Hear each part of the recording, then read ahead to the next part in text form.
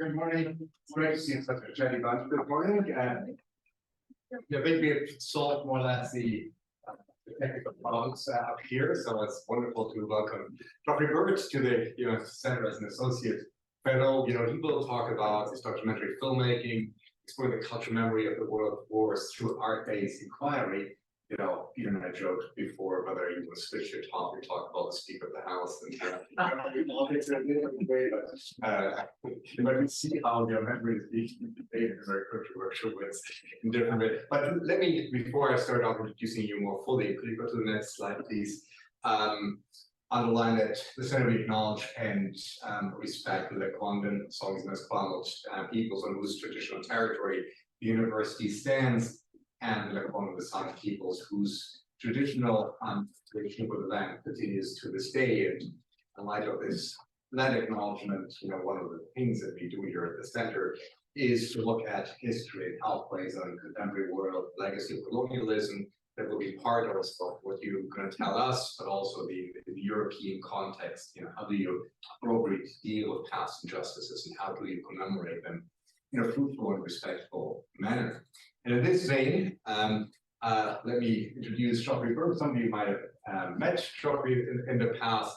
He has been associated with the Center for quite some time, and his stage job is actually at Royal Roads, where he's been a professor since 2008, teaching the School of Communication and Culture. But he also has an affiliation to the University of Brighton and the Center for Memory, Narrative, and Histories, from where you received your PhD some years ago in 2011, exploring the relation between here. That gives you a sense of what Geoff is working on: tourism, remembrance, and landscapes of war, and what would be D-Day, sites of Normandy. So he often goes to these sites and thinks creatively about also how tourism and commemoration of the past could intersect, and different ways of approaching things through arts-based approaches. And you can see here how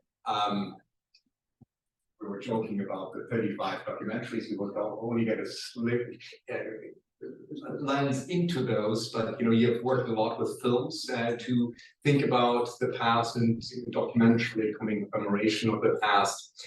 And you have worked outside of academia as well. So that's something that the center is very interested in as well. It's different communities, right? On the ground, policy, tourism, right there. So I think this sense of what we call it, mobilizing knowledge, of engaging different parts of audiences, we do very well also through our based approach. You just told me you received the last cuts of a new documentary coming up. So we are very excited to hear about your research and the way you use it in public life. So, probably great. Thank you very much. What about you? Yeah. So, great. So, well, thank you for having me here today. It was, again, yesterday when I was trying to decide what films to show, and I'm only going to show a few clips of different films. As a way to maybe share with you some of the great opportunities and challenges as academics that we have with film. I don't have a background in film, but I'll tell you a story about how this whole project started. But I first would also like to acknowledge and respect that we're on the lands of the Lekwungen and Wasanic peoples. And I often, when I look at this acknowledgement, it's the territory that always stands out to me, because that really ties with the kind of work that I do, which is about the importance of sites, the cultural geography side of our discussion on cultural memory, and how there's a sense of place, there's an emotion where something has happened at a particular place that creates a certain kind of connection when you visit that place, when you walk across the grounds, when you engage with it in some way. I've written about embodiment as a form of remembrance, where people touch stones when they're in a gravestone, or in a cemetery, or singing, or walking silently and reflecting by oneself. And all of these things are what I find fascinating about the power of place. And so we see that in land acknowledgements, and that acknowledgement is really important. Past is not simply there in memory, must be articulated to become memory. And I find this quote, quite powerful in a lot of ways, particularly when we look at the news in our world. And all of a sudden, of course, this comes into light and it makes front page news. And how something so, distant in our memory was all of a sudden brought to life and become very active in our discussion and very important, and we feel embarrassed by it. And all these important reactions to this this particular moment in our own national story. And so it's within this context that I give this presentation. It's the power of the past and how it comes into our lives in the present. Another element that we can speak to is last week, UNESCO identified the Western Front, specifically all the funerary and memory sites, as a World Heritage Site. So that extends from Belgium right through to the Swiss border. They picked something like 70 sites that are emblematic of this World Heritage State, of which Vinny Ridge, Langemark German Cemetery, various Commonwealth War Grave sites, they just try to pick the multicultural, character of the First World War by listing so many different sites. And so that just happened last week, and was for people that I work with at Flanders Museum, it was a great moment because, of course, they're trying to deal with a lot of issues around preserving battlefields. At the same time as communities want to move forward and build a new industrial park or new houses, and that's very difficult in the whole heat area that I do a lot of work in right now. So it is this whole battle between saving sites of memory and moving forward. So I had, and I won't do a long biography, but this is one of the sites in the World Heritage designation that is identified. And I happened to be a guide there long ago. And it was 1990. It was a fun summer. It was West Coast guy who had from French working with a lot of people from Quebec, and basically walking across these open fields and telling stories. And that whole experience really stayed with me until I started my PhD in 2006. There is a hauntedness at these places, and of course, this is completely constructed in ourselves and how we engage with the landscape. But of course, memory and remembrance are political, and even Sir Walter Allward's Vivian Memorial can bring some questions and some good discussion for us. So Allward carved these allegorical figures at the top. They're figures of truth, faith, charity, knowledge, and peace. Sing the hymn of peace. And they're to represent Canada and France. So constructed in the 1920s and into the 30s. There, obviously this is a site of great pride and national identity. It is also the time when residential schools were getting into full swing, and all these other elements of our national story were taking place. So to me, even when we look at a memorial like this, we can ask if these are virtues that we aspire to, or that we have attained. And so, there's some really interesting discussions that occur at these places. So why do we engage in remembering? And I think this is something that we often deal with. It's like, okay, so we remember, we laid a wreath, and now we're going to move on with our day. And so I tried to look at this idea of remembering well, and it's stated in a lot of different ways by different scholars about essentially engaging in an act of remembrance or commemorative work as a way to connect with the past and link it to the present, and then to take on some kind of responsibility to contribute to today's world. And I find that when we connect people to these stories, there's a sense of, okay, what do we take from this and work with it today? For the Vimy 2017 100th anniversary commemoration, I did work with Education First Tours out of Switzerland. They organized the educational element and all the logistics for the 10,000 Canadian youth that went to Vimy for the commemoration. We opened up this big expo site. We had this whole past, present, future structure in there. It was an amazing experience to work with this agency that just invested so much money without any government funding. And at the end, it was about, making a better world. It was, a lot of questions around how do we understand the past and the present? How do we make what would a memorial look like today? Thinking about people that came out of the war and the mental and physical disabilities. And so it was a really powerful opportunity to use the past to inspire students to look to the future. So, this is essentially how I start off. And there'll be a space that has a name associated with it. All of a sudden, it becomes a place. So this space, anyone know where it is? It's Normandy. It's Omaha Beach. So once you know the name of this, then all of a sudden films flood to mind, or history that you've heard about, or you start to imagine and place those on the landscape. So in about 2015, Heritage Canada had a call for commemorative projects. So they said, call first before you submit. So I called them up and I said, I'm thinking about a conference for academics. And they said, no, we're not funding that. No, what about a book? No, we're not funding that either. And so I said, well, what about film? And they said, well, what do you have in mind? And I had nothing in mind.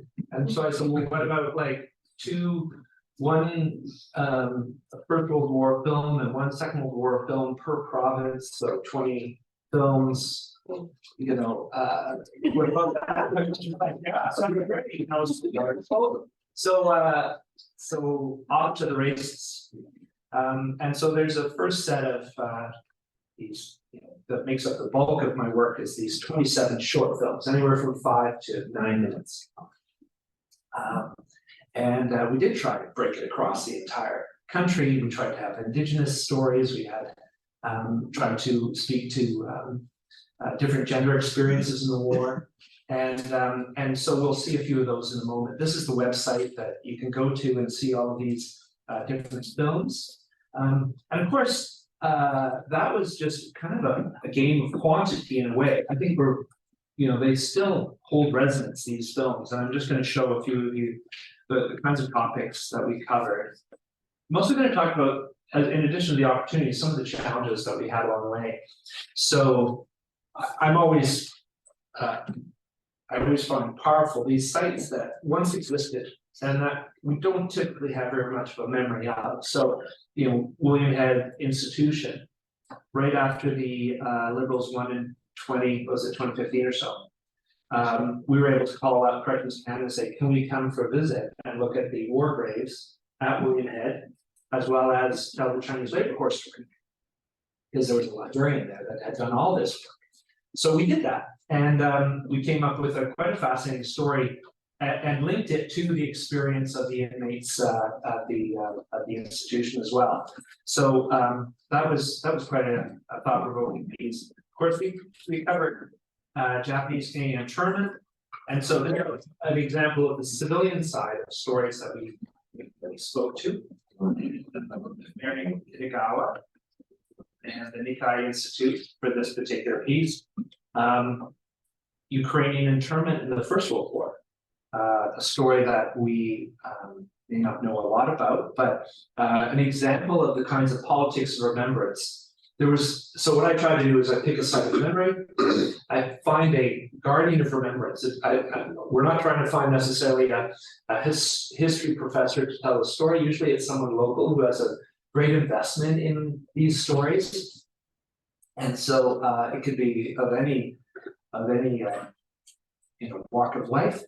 With the Ukrainian story, it was an example where we could not have one guardian of remembrance tell this story because there was so many different perspectives on it. So we went to Parks Canada. because they had an exhibit up at Banff, and there's a memorial at Banff where one of the camps were. But you know, the Ukrainian Canadian Civil Liberties Association said, no way, as far as Canada can tell this story. So we went to Boris in Calgary. We also went to Bowden Cordon at Prairie Center for the Study of Ukrainian Heritage. And you get a sense of the challenges when you listen to their voices. I don't do, it's called the voice of God, right? I just let the narration run with the people that are speaking. And but these are the delicacies of doing these kinds of films, is you're trying to capture different voices. And it was fascinating because, of course, there's more than just those three voices. Obviously, they're all in this picture we see three men. And I think that was one of the challenges sometimes, even though we did have a mix of genders involved, there was more men involved than other genders. So that's something that I try to address as I move forward in other films. But also I did some military stories, and some stories were just about how certain objects carry such power for people. So in Nanton, Alberta, there's a place called the Bomber Command Museum. And this lower picture here that you see is of the Lancaster that they saved back in the 50s. You can see the top picture of them dragging it across the fields. They bought it for $500 and they grabbed it from Vulcan, Alberta, and then they just dragged it down the highway after they got across the fields. And now they pull it out and they run the engines right by the highway. You can see the trucks going by just beyond the wing of the plane. And this is a kind of an event they have each summer, this commemorative event. They acknowledge certain events of Bomber Command and these kinds of things. Of course, this is a highly challenging part of history, you know, the ethics of bombing of cities. And yet these places kind of hold the story and they take their particular perspective on it. So I wanted to explore some of these places. And of course, when we talk about sites of memory, anytime we look to the Air Force or the Navy, we have to work with the object itself. And so that's what we did. We looked at aircraft as the holders of these memories.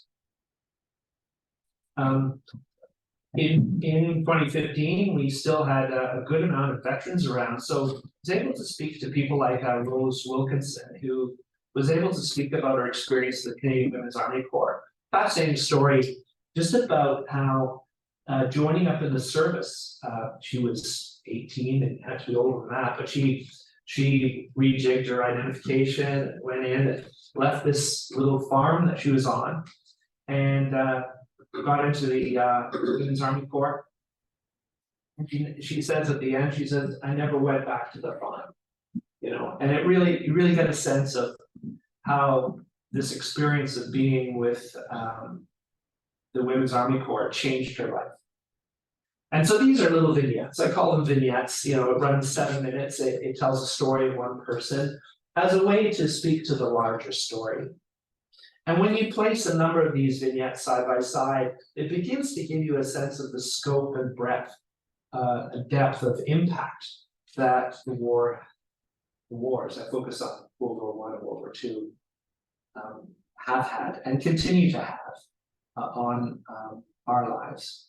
The focus is primarily Canadian, but I've started to cross into different nationalities where we share a common story. This one is an interesting one, Memorials and Their Makers. We're going to watch a little bit of a clip about this one. And it's the politics of memory again, and how that played out in some of the memorial development that occurred in Canada. Probably the most challenging, of course, is anything to do with Indigenous stories. And the first one, I've done 3. I'm on my 4th right now, working with elders. I'll speak to what I'm doing right now in a moment, but the Moral Awakening is a piece that we're going to watch a little bit of a clip about. It's about the involvement of the Delaunay of the Dene Nation up in Northwest Territories on Great Bear Lake. And many of them worked at Port Radium, which was the uranium mine, and 11% of the uranium used in the Manhattan Project came from that particular mine. So an epic task of taking uranium across the lake, down the stream to the Athabasca to Fort McMurray, put it on a train, take it all the way to Port Hope, refine it, and into the States. And this is one of the piers where bags of uranium were placed. The Dene were used as ore bag carriers. Years later, there was a lot of cancer in the community. So that story focuses on their experience and how it impacted them, both from a health perspective and also spiritually. This is an example of a documentary that fell apart. It was about the Commonwealth War Graves Commission, and it was called Equality of Treatment. And I was always struck, there was the head of the British Museum, guy by the name of Kenyon, was given the task of writing up the policy guidelines for the Commonwealth War Graves Commission towards the end of the First World War. And they had this wonderful idea of basically treating all soldiers equally, not by rank, not by race, not by religion. And so they would all be together and they would all be treated equally and have these individual gravestones, which was quite unique for its time. Soon after, it was discovered that this was not actually played out in Africa and in parts of the Middle East, that a lot of those soldiers did not get that same level of treatment as the commissions had required, that local administrators decided to save the money. A lot of, you can imagine, the racist views that were driving their decisions not to acknowledge African troops. A special report came out about the inequalities in commemoration, and since about 2021, Commonwealth War Graves Commission has been involved in doing a lot of work in these areas and to try to rectify that wrong. I was asked to go to Kenya this year to help with that project, and so that will happen in time. But I just had to take it off. I couldn't. I thought about changing it. The members who were speaking, some of them didn't know about it themselves, the commission members. So, sometimes there's those stories that only with time does the real truth come out. So, maybe there'll be a time when I speak to it again. I find sometimes these films actually bring communities together. We did a piece on a ship called Athabasca.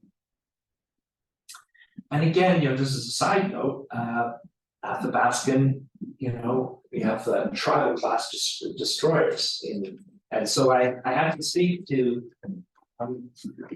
Indigenous representatives about the use of this term and how it worked, and speaking to the Admiral about, what is the Navy's position on this kind of thing. So when he came, he was able to speak to that the Navy will never again have a tribal class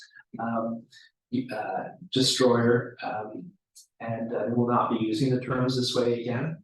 But this ship is linked in Colwood to two schools, about 500 meters apart. And then there's another link to a place in Brittany where the ship sank. And so it's the story of these different entities and how they commemorate a similar story. We had family members come down when we showed it on campus for the first time. The Navy came out, and you could tell when family members came down the importance of these particular stories.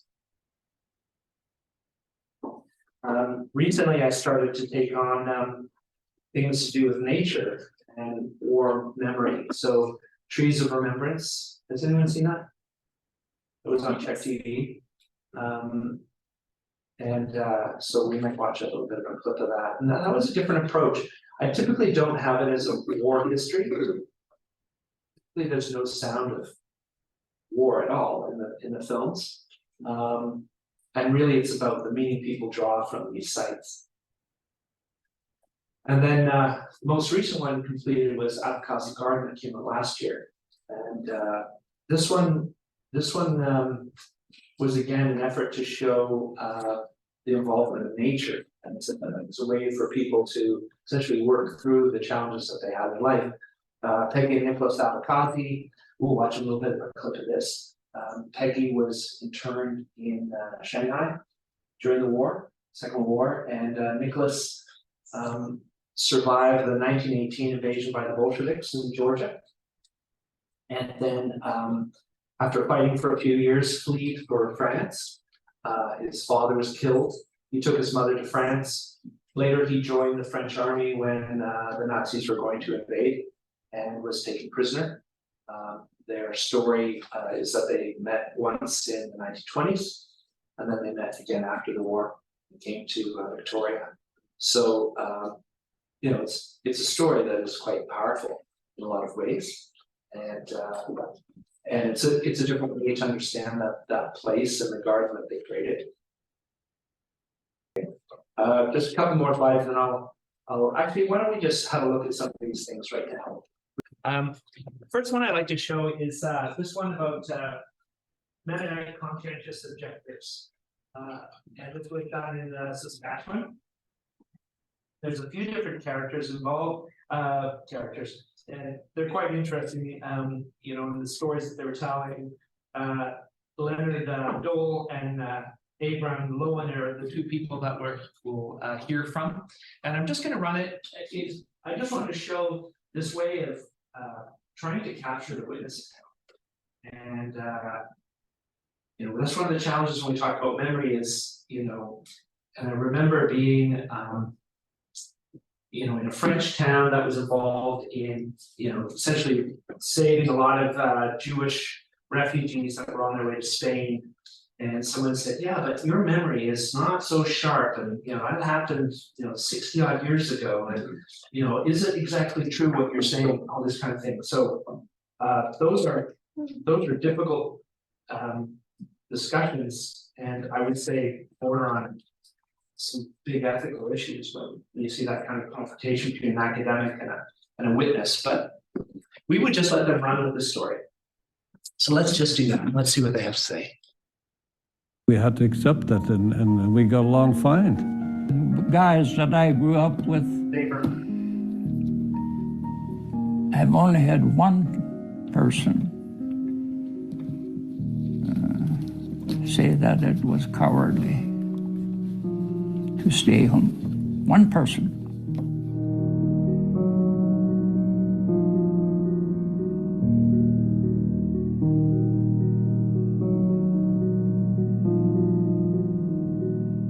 That was often a very difficult thing, and for Mennonite boys that often returned from the military, who chose to go into the military, when they came back into the Mennonite community, they often weren't received well. No, there was a lot of spit flying.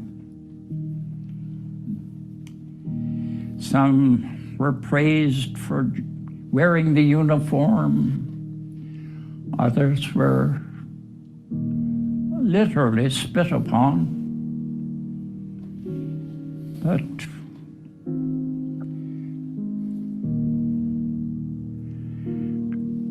it was not a pleasant thing.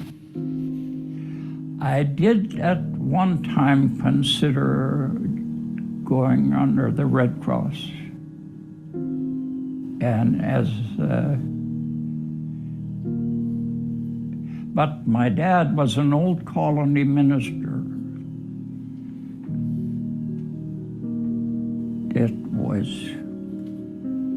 That would come under murder. That would come under murder. I couldn't do that to my dad, but he was the kingpin of the family,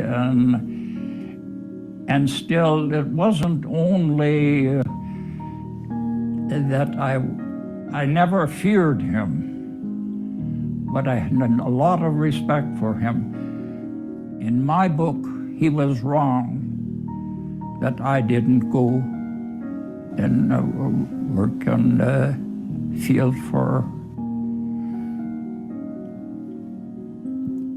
to take care of the wounded. That I thought In my book, he was wrong, but I obeyed him. I could still not kill a human being. I just could not do that. I could help a wounded person, yes. Yet then there was this question. I would help save a wounded soldier, get him well so he could shoot Germans again. How do you justify anything? How do you justify to yourself? I don't know.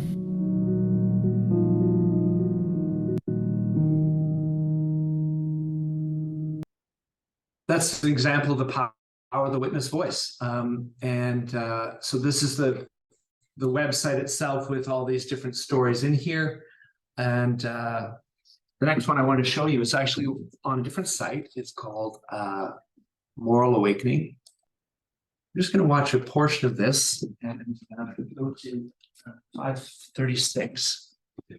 The challenge with this film, was about a non-Indigenous person who was basically producing and directing a film that was an Indigenous story. And of course, this is something that I struggle with. And yet, I thought with the atomic bomb story, it was an international story. And you'll see that from how we presented it here. And the other thing is that in the presentation of the story, basically I shut up once the Dene speak, and then I come in at the end. In this time, I use the voice of God, and that was purely to kind of tie things together from a narrative perspective.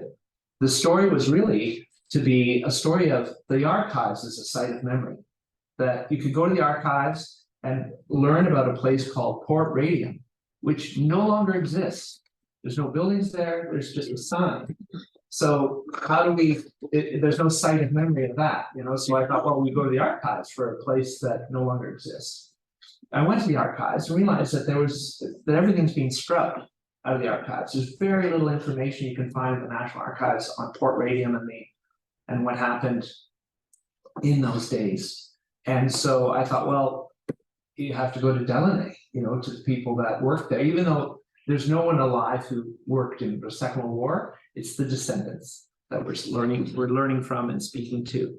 So I went there for a week, and it was quite a story. Beauty, day or night. Our presence was to learn their story. Port Radium in our language, Sombake. Sombake, Port Radium. Somba means money. K means place. Okay. Money place.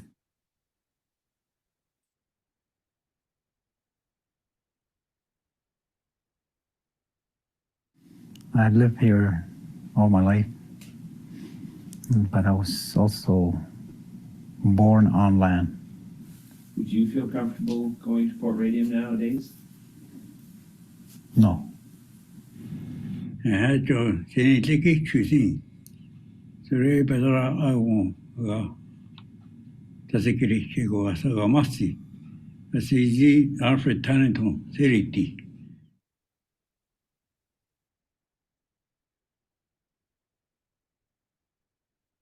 Ita Tani Iquesumake going Asin Tarisho Zagun Tegalakin Tagulu Tene Saret Tenebiji I don't Tegalatin Takiti Tenasite Tenakakitil Karesho Kubijon de Chikaki Linokulu. Tenetaki tili tenegukuru yellow kini with a crash than a job. Like a sinakini. My name is Danny Gadet. I grew up in Delaney all my life.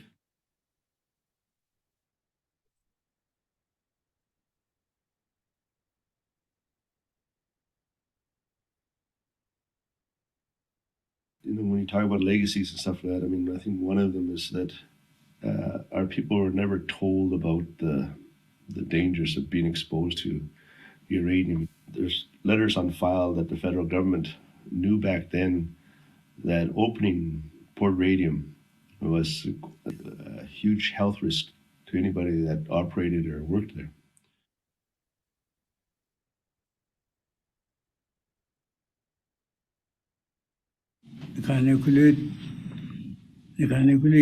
Machine de utkhale between Atlantica libera yune balazeta.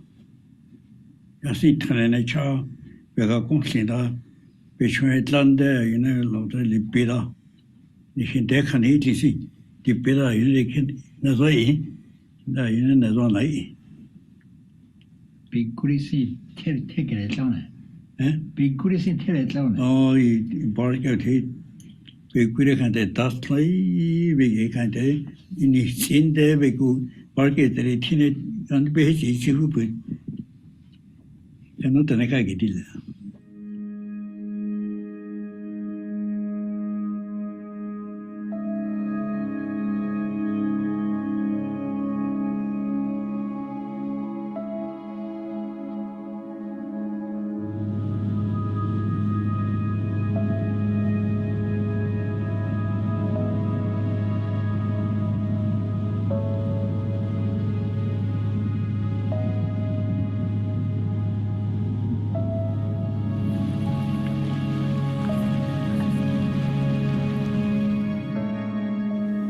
C'était que questo perché noi e quando ti sono stata uscita di ciò in tipo da vita e dai tu ciò si non vuole da te qui viene noi da che ia non te da sulle che non ti tu e che ti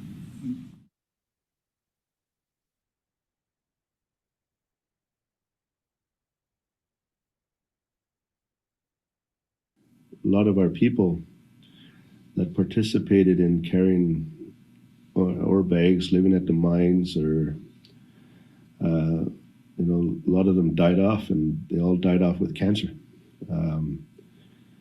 That was a tough issue with the community because we not only had all the kids going to school somewhere else, leaving the community, but we also had the elders leaving at a fast rate.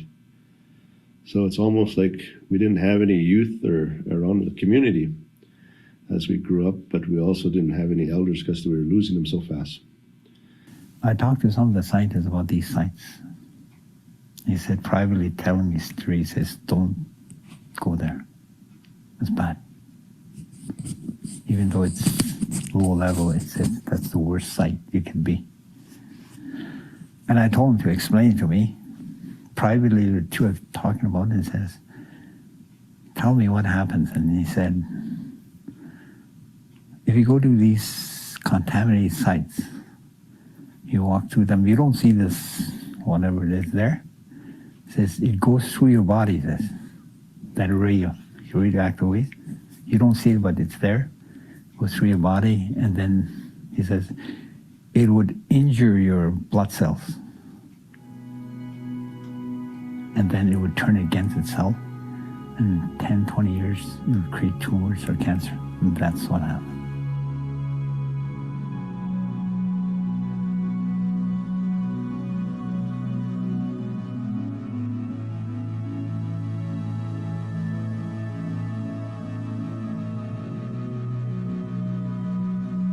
Certain things that we could have done to confirm a lot of things.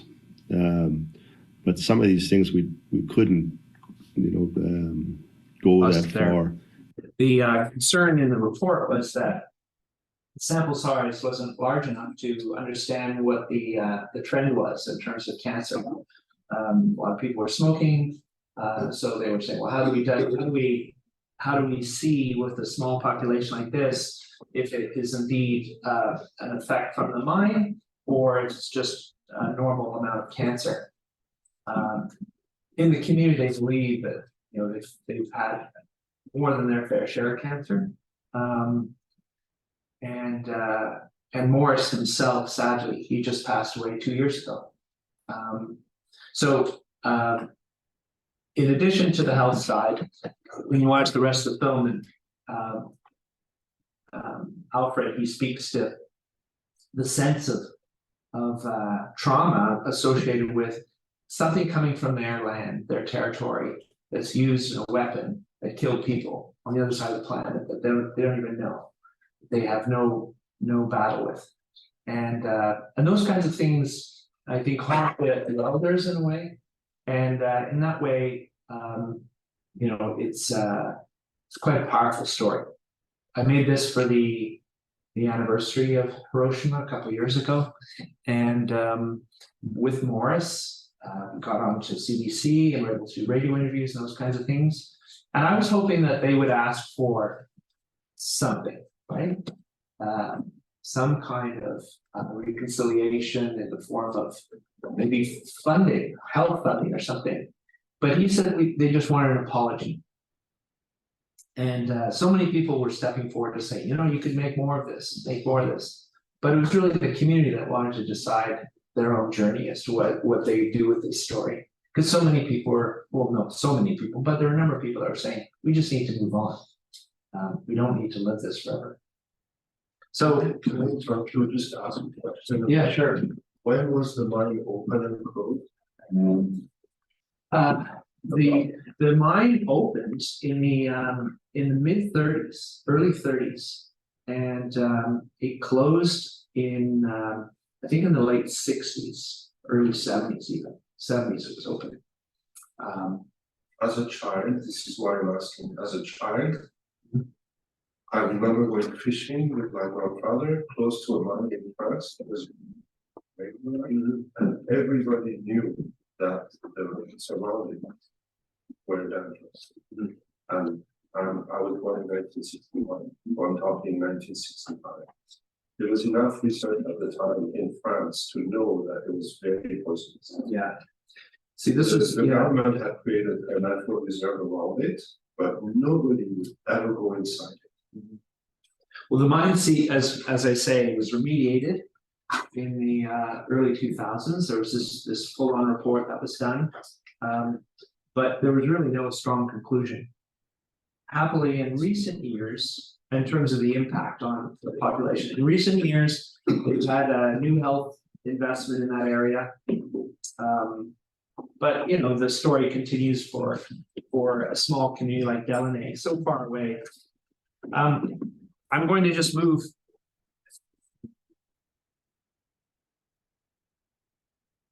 I thought I'd take us down Trees of Remembrance Way and just watch the first 5 minutes, because I think one of the interesting things is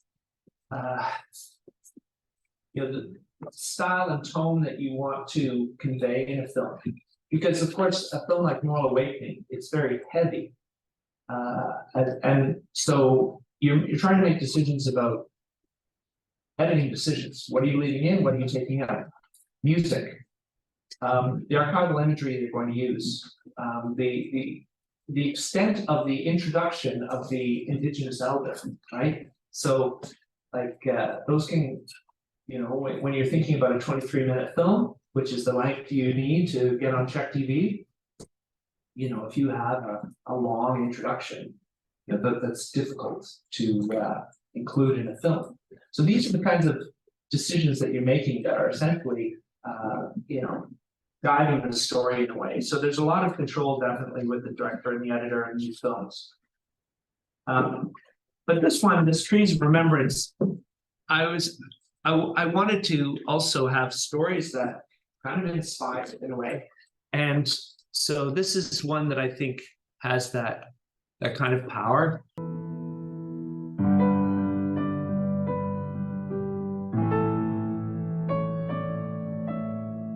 Talking about the Shelbourne trees here, right?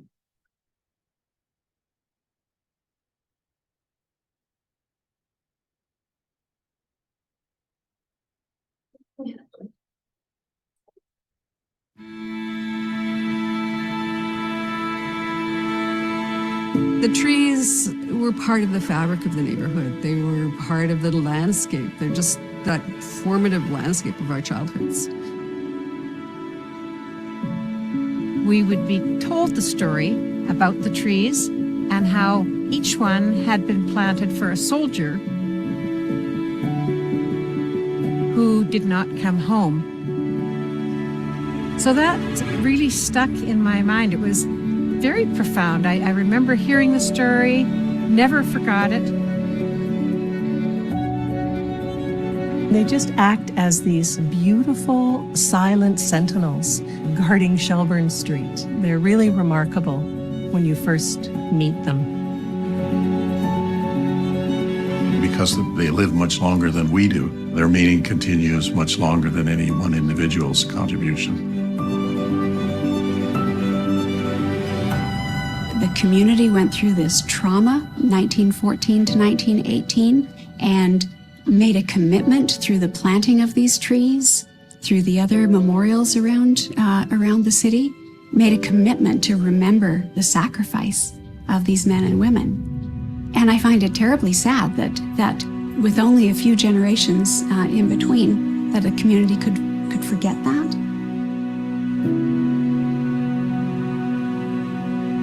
I don't remember when I first became aware of the trees, because they would have simply been there and been part of my extended world of Saanich.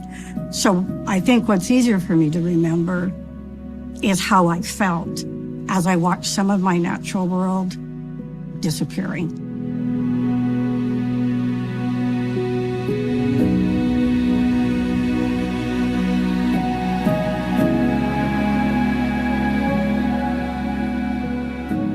I'm Caroline Duncan, and I'm the former archivist at Saanich Archives. I initiated the Saanich Remembers World War I project in 2012 as a community project to commemorate the centenary of the First World War. Well, my name is Ray Travers. My full name is Oliver Raymond Travers. I connected with Ray through our shared interest in the Memorial Avenue trees. Well, the original idea of the Memorial Avenue in Shelburne was to be a British Columbia memorial. The organizing committee got the support of the Union of BC Municipalities in 1921. The idea was to plant one tree for every soldier lost. Well, that was a noble idea, but given the terrible loss of life in World War I, really it wasn't a practical idea because we lost 6,000 soldiers in BC, but there was only space for 800 trees. And so what happened was the original idea of being a British Columbia memorial ceased to exist because other communities were developing their own memorials. So Shelburne Memorial Avenue became a memorial for the Greater Victoria area. I'd be happy to share my understanding of the original plan. I just thought I'd give you a little bit of a taste of that one. Really, it's a fascinating story about there's two women who, as girls, would play in the Saanich area. And back then in the late 60s, early 70s, there wasn't a lot of, the development was underway. And so when they started to cut down some of these lemon plane trees, they put together a petition and sent it into the city of Victoria to try to save the trees. And because they needed to widen the road. You've got that boulevard system up by Calls. And so the trees were coming down the Hillside Shopping Center, by there, like it goes all the way downtown, those lemon plains, if you notice. But many of them were coming down with the Shelburne Mackenzie development and things like that. So there was a lot of different issues that were happening in the community in the 70s. And so this story really focuses on how different people in the community step forward to try to save the trees. So it's the two young girls now working one in health and one in University of Fraser Valley. Ray Travers, we met him. He was a former forester. And basically, you'll find these interpretive boards up Shelburne. He was the guy responsible for them, along with Caroline Duncan. Sadly, Ray died just prior to this film being released, so we never saw the final effort. It was his goal that this film be made. So that was very sad and disappointing for us. Hilary Layton, Dr. Hilary Layton from Royal Wales University, she speaks about the connectivity of the trees and kind of the Susan Simard ideas. And Carolyn Duncan was also active as from an archivist perspective to generate more attention of these trees. And so interestingly, so at the beginning of this film, I was able to get all these different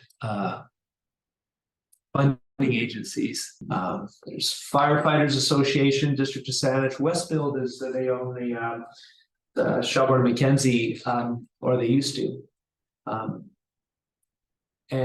So different agencies funded this project. It's very $12,000 to make this film. And I submitted it to the Knowledge Network. They viewed it as not objective, that it had bias. And so they were saying, we like to see things from the Canada Council. We don't want to see, Westfield, which is a private company, and these agencies that are funding this. And I was arguing that this is an example of a site that a lot of people draw meaning from, these trees. And so this is actually a crowdsourcing where people were stepping forward and saying, I've got $500. Would that help you? And yet, in certain eyes, it was seen as not as objective. And of course, I was just saying, you're speaking to a professor. You talk about objectivity and these kinds of issues all the time, and that started an interesting discussion on how to disseminate this kind of material. Certain avenues are possible, things like Check TV, or just placing it on the web. I've worked with different agencies. Some of these films have been seen by, I have no idea, maybe 40,000 people, and some of the ones that were made in 2016 through Parks Canada, through Valor Canada, through different agencies. So they have a good reach. And so I just have to accept that this film works in some locations, and in other locations it won't. So film festivals, it's okay. But I just mentioned that because often we go, yeah, I'll make a film and I'll give us a Knowledge Network and they'll show it. And it's sometimes very difficult to get in with some of those agencies. My colleague, Philip Vanini, has been very successful in his distribution of films. So he's been on Netflix with his work.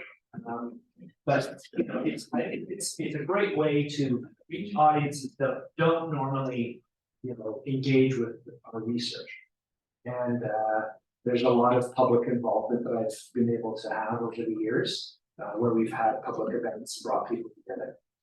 Can I just show you my recent projects? So 2 projects that I'm working on right now.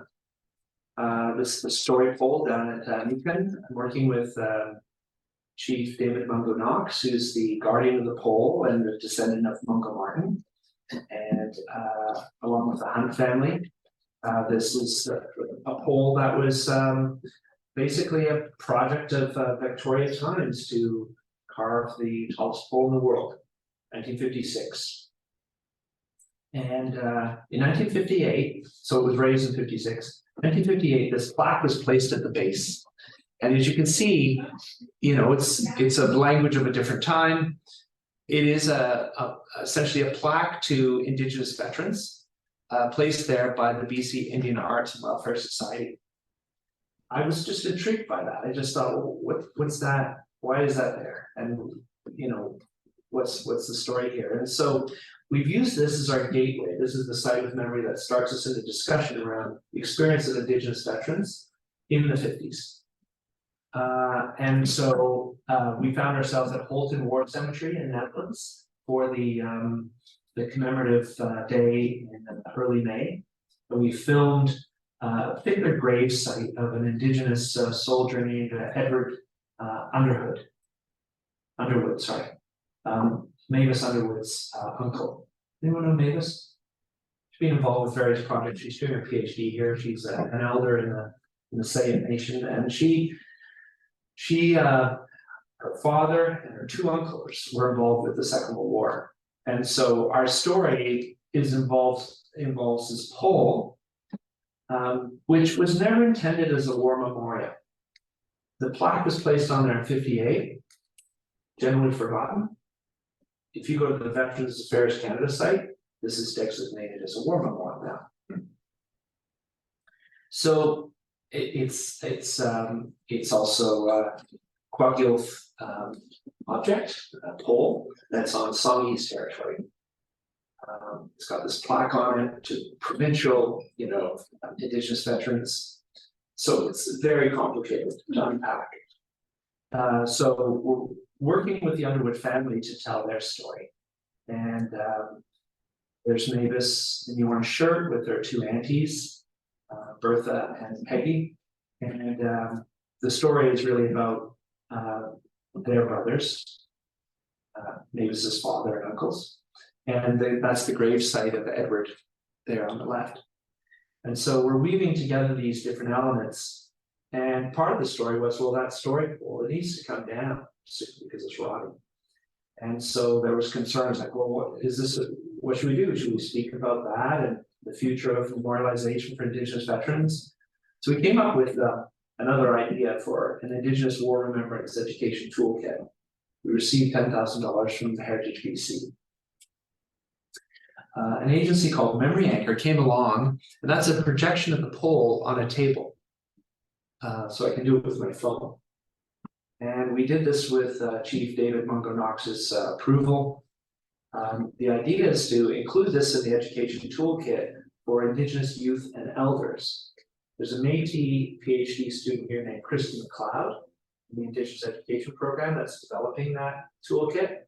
We will film the workshop next week. We'll be up at the WSANC Leadership School, working with grade 9s, and we'll practice some of these activities. Christy will, and then we'll film it, and then we're going to include it in the final film as a way to think about Indigenous ways of remembering. This is Stan Hunt. Stan Hunt. So the Hunt family is also involved with carving the pole. Stan Hunt is recently finished carving the monument to missing children. And so he spoke of the connections between the experience of residential school and the experience of Indigenous veterans and their lack of recognition. So so that's a big story that I'm working on right now. It'll be a 23-minute film, so it can fit on Chat TV.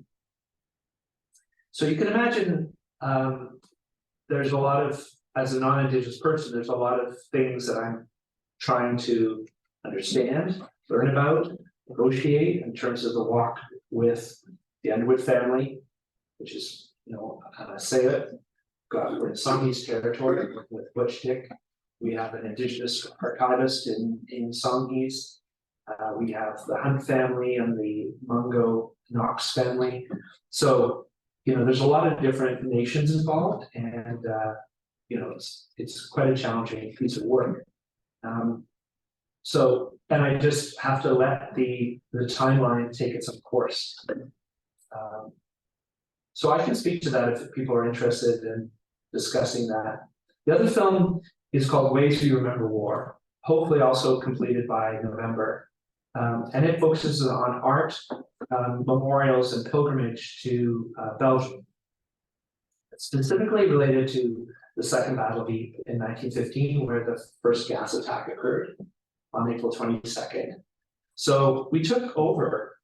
So when we think about art, there was a big war memorials fund that started in the middle of the First World War, and artists were commissioned to paint. And the idea was that the chemical integrity of a photograph may fall apart in 2 decades. So they said, we really need painters to capture and render our history of our involvement with the First World War. So this was a Canadian start, and then other Commonwealth nations started their own projects. So what we did to mirror that is we took 2 artists over, Jeremy Herndl, in the lower photo there, and Catherine Geddes. So we had them follow the footsteps of Mary Ryder Hamilton, who's an artist who came from Victoria, actually, and went over for 2 years. So we tried to follow areas where she was, and we had the artists paint and to kind of engage with the landscape in their own way. So now that the site is a World Heritage Site, it really feels like a wave has come behind us and lifted us up. Because I've been thinking about this project and working on it for 6 years and trying to find a way to tell it in a way that honors it. And so we're hoping to have it done by the beginning of November. It'll be about 75 minutes long. So it's the longest effort so far. So that brings me to the end of the presentation. And certainly I hope you have a chance to look at the site and look at the different themes that are on there. And far too many to cover in the entire presentation. Yeah, the garden one is also an interesting piece. We're hoping to have that translated into Georgian shortly. But there's politics when we talk about Georgia and we talk about Abkhazia. Of course, it's controlled by the Russians. But nevertheless, there's a lot of interest amongst Georgian diaspora here to have that translated and presented. So I look to them for their guidance on how to do that. So that brings me to the end of my presentation. Hopefully there's a few questions. Yeah. You must be a busy man when you're looking at all these projects. And let us know with the last one line and we distribute it. But yeah, thank you for giving us a sense of the complexity of engaging with this form of conveying historical material. And it's you got a little bit of a sense of what you need to take into account and how sensitive certain issues are or the format itself. In the room of some experience with artists and film to look into these things. But yeah, definitely cutting edge kind of stuff that you do there. And any questions or comments or observations from somebody wants to this? Jeffrey, do you want to just stop sharing so that we can so we can see your face? Perfect. Thank you. Sorry. Also online, let me know if you sorry to arrive late, I had an appointment, but very interesting, fascinating work. I guess I got several questions, but one basic one is: do you have a program at Railroads on documentary films? Is that where you work in? Is that well, actually, no. There's conversations around that. So you're alone? Well, there's a few of us as in our research side. We're making these films. So you don't teach this? No, we don't. And yet we in a communication program, there's opportunities where a lot of people are coming to us with this skill set. So when we start thinking about teaching this, we think, okay, we need to teach technical skills. And then there's the whole storytelling side that we need to explore. So it becomes a difficult thing to cover at a kind of a graduate level or undergraduate level. But I think there's definitely motivation to try to tackle it something. I find a lot of students. I just taught a memory studies course in the summertime, and several took on a small film as part of their project work. But yeah, I think it's interesting. Memory studies, memory film, maybe this particular kind of documentary. Because I mean, we've got some people here like Crystal Tremblay and Jutta Good who do film to document or to support, to give more empowerment to collectors, what do you call waste pickers in Brazil, but also here as well, right? I mean, it might be interesting to connect, teach together, or contrast or whatever the teaching and the methods and something. Anyway, what I think about that. No, I mean it's good. I certainly don't present myself as having all the answers, and I, in addition to this, the Commonwealth War Graves one, there's other films that I found maybe not as successful as I wanted them to be. So I did a piece on Fort Lennox, which is a part of Canada site south of Montreal where Jews were interned. One of several sites in the Second World War. So in the summer of 1940, there was several ships that came over with Jewish refugees, and they were refugees, but they were interned in Canada for up to about 2 years or so before that project was concluded. But they were essentially treated like prisoners. interestingly, McGill University stepped forward and started to offer courses in these camps, and started to offer degrees. So it's another one of these amazing stories that aren't well known. But you know, it was a difficult one to talk about because the story never seems to end. I think that's the challenge, is when how do you stop this thing? You know, should we speak about pre-war and the refugee policy about none is too many? You know, so yeah, I'd love to learn more about other people's approaches. Yeah. All right. Thank you very much for this excellent presentation. You use documentary filmmaking as an arts-based research methodology, as a tool of critical inquiry. Can you talk a little bit more about, you say, artistic research and the lens of a documentary filmmaker vis-a-vis other forms of engagement with these histories? Why documentary film, and how is it a tool actually of critical inquiry? Well, you know, there's one part that's self-evident, and then there's one part that's more nuanced, and perhaps some people may not pick it up. Well, there is the self-evident one, because I oftentimes find I have to make a very strong case why I use art. Yeah. And how it's not a lesson form. Yeah. Than proper archival research or proper theoretical engagement. So it's oftentimes stuck, in my experience, it might be very different, downgraded as a form of ornamental attachment to something that already exists. And that's why I talk about the self-evident one, because I think the framework oftentimes needs to be really critically positioned. And I think for those that work with art, it is evident, but oftentimes it's not. Yeah. I think if we just think about the trees of remembrance example there, if we think about the power and beauty of nature and how to convey that, when we have the imagery and we have people talking about how they essentially their personal identity was shaped and formed by their engagement with nature. You're hearing the voice, you're seeing the imagery, and you're able to weave those together. So in my view, it's almost like you're listening to the interviewee and you're presenting that through this medium. And in that way, I think it's powerful. And I guess that's what I thought was, maybe self-evident, is that you have imagery and you have archival imagery and you have the voice, and you're able to present that in a way that, when you link it with other people, you begin to get this trustworthiness of the story and the power of the trees. So in that way, I think it's useful. In other cases, I've leaned more on archival research to guide the story.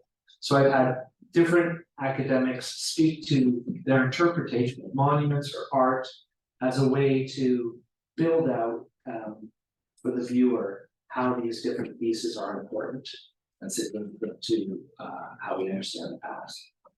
Can I ask one?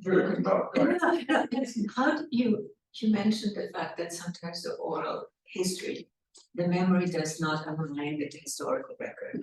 Are you critically engaging with that in your documentary filmmaking too? Is the truthfulness of the experiences versus the evidence-based historical record? If that comes up, and it always comes up, how are you going to address that in your filmmaking? Well, in some cases, as the editor, you sometimes you're avoiding those things. There's a lack of clarity stated by the interviewee, or maybe it's inaccurate, and then so you hold on that element. You don't focus on it. I think sometimes when we're dealing with remembrance, we're dealing with cultural memory, there's a debate, there's a healthy debate that's going on around how we interpret the past and how we're using it in the present. And so sometimes, like in the case of the Ukrainian internment, we have three different voices that are working. And I think that it's about how you're presenting. Should you have the narration over top? Should my narration be there where I'm piecing together and I'm synthesizing and I'm coming to the conclusions, as opposed to letting the audience have a go at that. And I think it's about technique when we start to do that kind of thing. And it's also about it's challenging to do is what is the point that we're trying to convey when we do moral awakening. So what I want to do is give voice to the Indigenous experience. You know, was it exactly accurate, everything that they said? Well, in their eyes it is, right? So Morris Nielli tells me about the prophet who came in the 30s and who spoke about the future. So do we critique that? Or do we let it run and let people, you know, try to understand it and learn about it? So there are these challenges that we face. I think sometimes a lot of the work that I do really relies on the storytelling element and leaves it to the viewer to really to decipher and understand. Yeah, it's this 75-minute one, you know, I was trying to present cultural memory.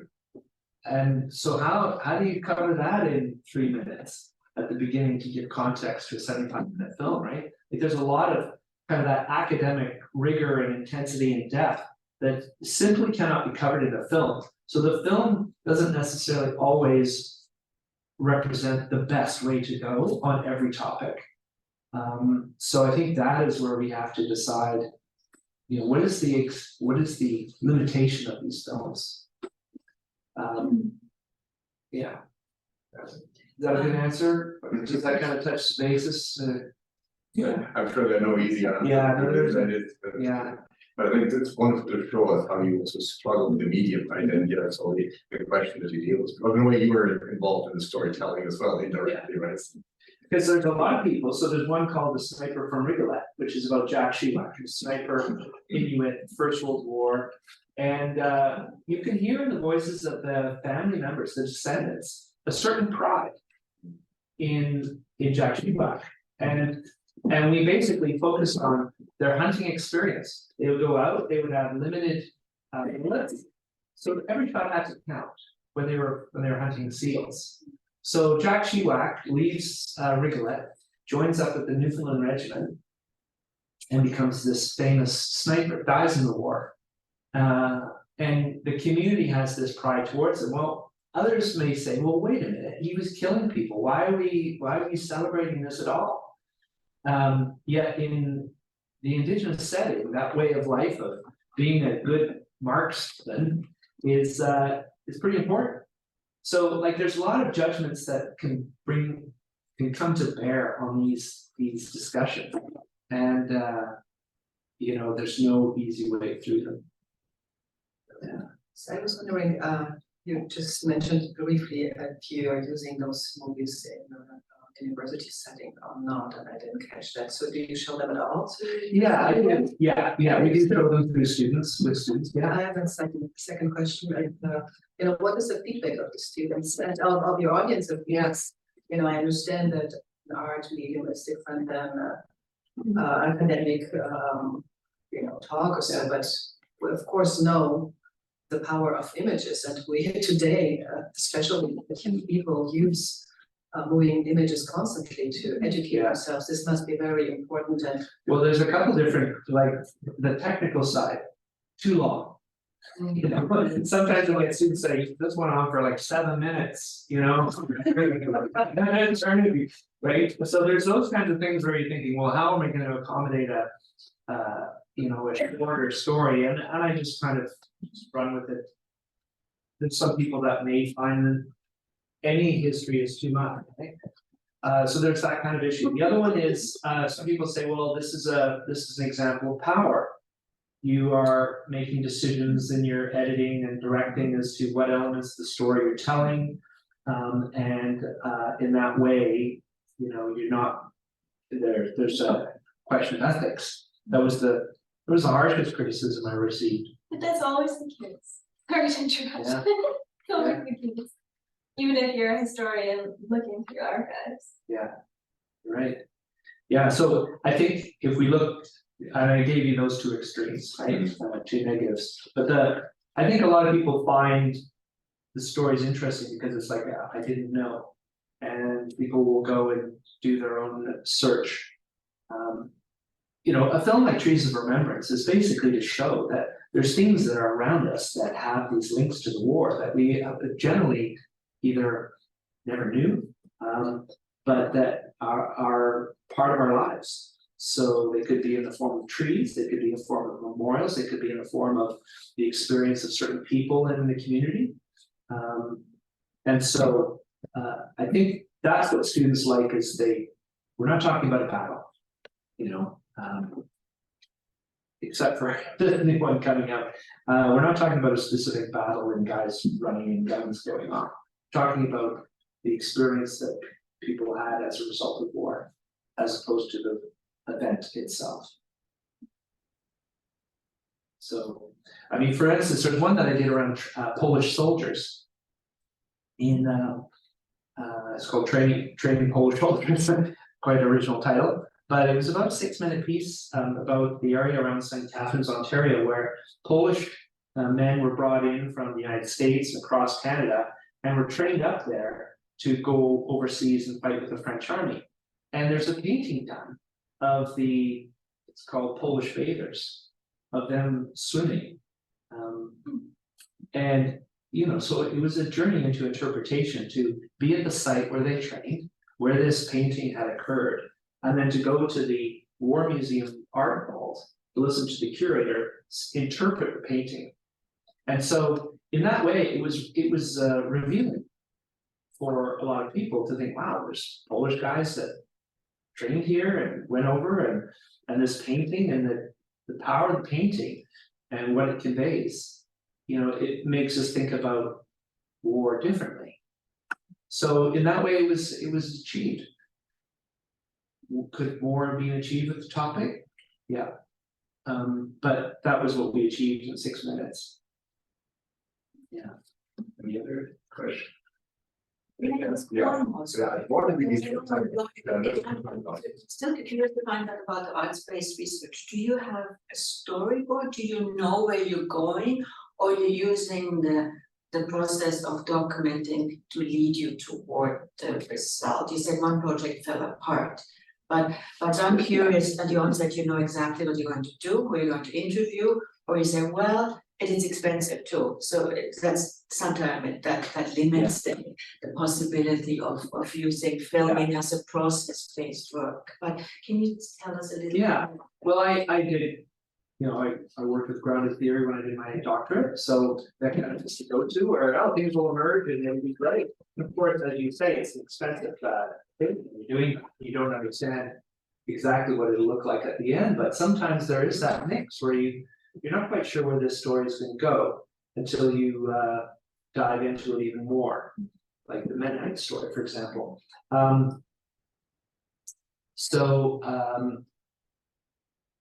Sorry, let me just get it bearing on your question again. What was your question again? I'm sorry. Oh yeah, no, yeah. It's about the storyboarding. Yeah, so in some cases, I will do a storyboard, like with the Trees of Remembrance, it was a set budget. So that was driving in part the structure of what we were doing. And so we kind of knew in advance what we needed to cover off in that story. Others, like this storyful one, very, very difficult. And because new people are coming in that are really important to the story that we didn't know about, or that politically we needed to involve them because the elders are saying we had to. So in that way, you know, that's a different kettle of fish. So there can be those projects that are very difficult to do the storyline. So the Moral Awakening was a difficult story to write about, to present. Yeah, so can I ask you one quick question? Is it more of a contribution to history or more of a contribution to education, right? And what you do, right? When do historians consult you, or is it more like you say, no, I'm educating the broad public? Yeah, well, people like Bruce, so I'm working with a lot of historians that are into remembrance and cultural memory. And I would say that it's an interdisciplinary work. You know, I'm working in cultural geography. My work was in anthropology, history. So those all weave together in this work, and cultural memory is a subject area. I think people find quite fascinating when we think about memory. And how do we portray that on the screen, right? So that's the challenge, is to try to do that. I think sometimes I would say the contribution is towards memory studies and the links, the interdisciplinary element that we see with it, with links to history and other disciplines. Yeah. Thank you, Geoff. With your captivating story, you definitely kept our attention beyond 7 minutes. But it was fascinating to see, and also you could feel in the room, right? People sometimes are very engaged, but struggle also with, with art as a form of conveying knowledge. Right? But the potential is clearly there. Like, a lot of you do something with a different kind of study, but still similar challenges you could tell from your questions that along those lines. And it very much speaks also to the center's attempts. Like, we get the knowledge is a good question at the end, right? Is it history? History from their public history, right? And that's the attempt is exactly this: educate broader subject audiences, with these historical aspects. So. But thank you for bringing all this to the center, and we will follow your work attentively, and let us know when the new one comes out, and then we distribute it here. Yeah. I mean, thank you very much for having me. And I mean, there are different challenges with this work, and particularly when you look at Abkhazi Garden, one could say that there could be more criticality in that piece around the experience today in Abkhazia, but we stopped when they achieved independence. And we didn't venture into today's politics. We just stopped there because we felt that we just couldn't take it on, right? Even though we had the Georgian ambassador speak to it. So we had an ambassador, we had a politician. I had one person say, you need to take another piece, you need to take the member of parliament out of that, right? Which I did. So it's interesting how different people react to who is speaking, what they're saying. But I think what it does is it generates conversation. And I will pass by this garden with a very different knowledge. So thanks very much.